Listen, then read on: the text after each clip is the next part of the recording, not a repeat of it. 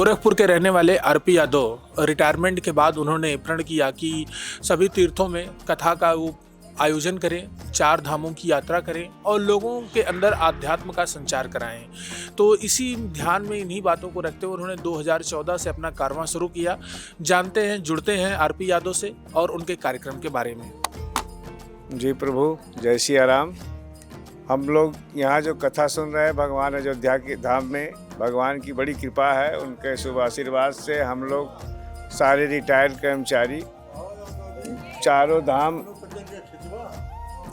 धाम में भागवत कथा, राम कथा, जैसा भी आयोजन भक्तों का होता है उस हिसाब से होता है। हम लोग 15 दिन 10 दिन एक साथ रहते हैं। बुजुर्गों में एनर्जी, भक्ति भावना जागृत के लिए ये हमारी संस्था है। हम लोग आपस में डोनेशन करके ये कार्यक्रम सुचारू रूप से चलाते हैं। अगर ईश्वर भगवान श्री रामचंद्र जी जिंदा रखे, जब तक हम लोग जिंदा रहेंगे, इस कार्यक्रम को, भक्ति भावना को जगाने का हम लोगों ने प्रण किया है।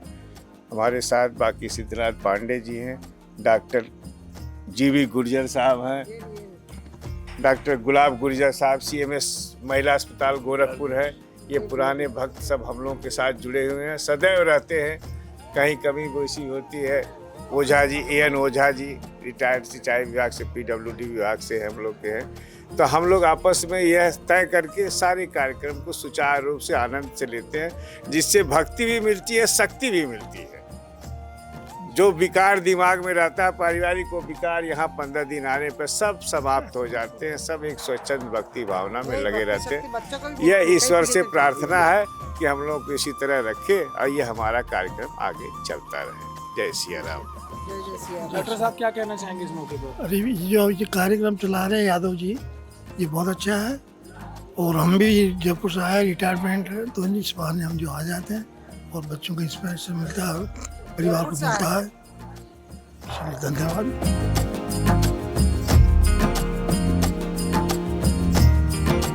मेरे साथ अयोध्या के प्रसिद्ध कथावाचक दासरथी जी महाराज जुड़ रहे हैं, जो इस वक्त गोरखपुर के भक्तों को रामकथा भी सुना रहे हैं। रामकथा की महिमा को जानते हुए इसके बाद रामलला का यह द्वितीय रामनवमी का वर्ष मनाए जाने के लिए अयोध्या में धूमधाम से तैयारियां शुरू हैं। महाराज जी की तरफ से क्या होगा आयोजन, क्या रखेंगे विशेष, कैसे मनाएंगे इस बार की रामनवमी, जानते हैं। जय सिया राम। सभी भक्तों को अयोध्या धाम से जय जय सीताराम। ये अपार हर्ष का विषय है। रामनवमी तो अयोध्या के भक्त हर साल मनाते हैं। केवल अयोध्या नहीं, समस्त भारतवर्ष न होकर के विश्व के कोने कोने में रहने वाले समस्त हिंदू रामनवमी का उत्सव मनाते हैं। जय दिन राम जन्म श्रुति गावहीं, तीर्थ सकल तहाँ चली आवहीं। अन्यत्र से अयोध्या धाम का विशेष महत्व है कि उस दिन यहाँ आकर सरयू स्नान करने पर सारे तीर्थों का दर्शन, सारे तीर्थों का फल, स्नान का फल मिल जाता है। और अयोध्या में रामनवमी का उत्सव प्रतिदिन राम भक्त भय प्रकट कृपाला करके प्रतिदिन उत्सव मनाते हैं। राम भक्तों के यहाँ सदैव भगवान का उत्सव होता है।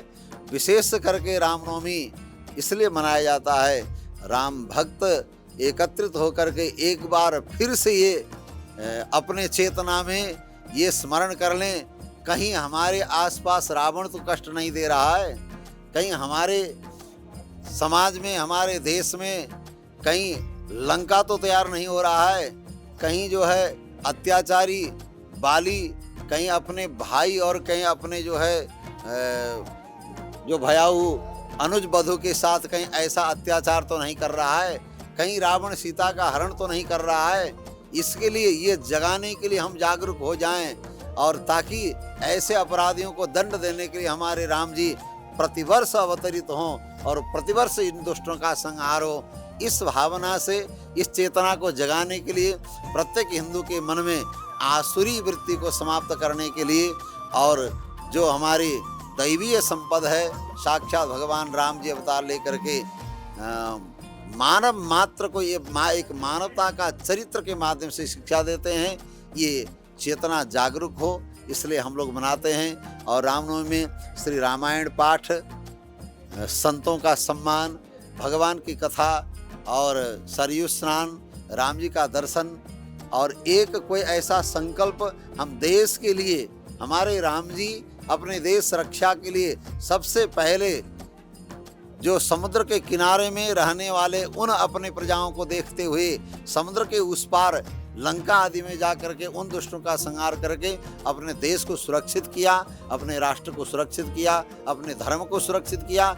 इसलिए हमको देश रक्षा के लिए, अपने समाज की रक्षा के लिए, धर्म की रक्षा के लिए कैसे जागरूक होना है, ये हम राम जी से सीखते हैं। इसलिए रामनवमी मना करके हम हर भक्तों के संदेश देना चाहते हैं कि आप केवल धर्म के नाम पर नहीं, समाज की रक्षा के लिए, अपनी बहन बहू की रक्षा के लिए, बेटी की रक्षा के लिए और देश की रक्षा के लिए हम जागरूक हों। इसी संदेश के साथ हम सब रामनवमी उत्सव मनाएं। जय सिया राम, जय हनुमान। और हमारे तिलक पत्रिका उसके माध्यम से आप सब तक पहुंचाने वाले हमारे भैया जी को भी बहुत बहुत धन्यवाद, साधुवाद देते हुए तिलक चैनल को भी हम बहुत बहुत आभार प्रकट करते हैं। जय सिया राम। मेरे साथ जुड़े थे दासरथी जी महाराज, जिन्होंने रामनवमी और राम कथा को लेकर के अपनी बातों को हमारे साथ विस्तार के साथ रखा। मैं देवेश पांडे, अयोध्या।